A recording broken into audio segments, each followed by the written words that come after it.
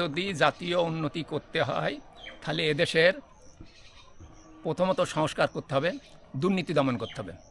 যতক্ষণ দুর্নীতি দমন না করবে, আমি যদি একটা কলসিতে পানি থুই আর সেই পানি যদি তলা সিদ্ধি থাকে তাহলে কি কোনোদিন ওই কলসি ভরবে? জিন্দেগরি পানি ঢেললেও ভরবে না। আমি একটা উপমা দিলাম।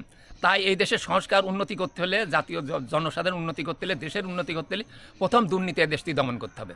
কোনো দুর্নীতি কোথাও থাকবে না। প্রত্যেকটা সেক্টরে, প্রত্যেকটা জায়গায় দুর্নীতিগ্রস্ত লোক বসাতে পারবেন না। এবং প্রত্যেকটা জায়গায় এমন গোয়েন্দা সেট করতে হবে, সে যদি একটু হাত নড়ায় সেটাও ঠিক পাবে যে হ্যাঁ, এই লোকটা চুরি করছে।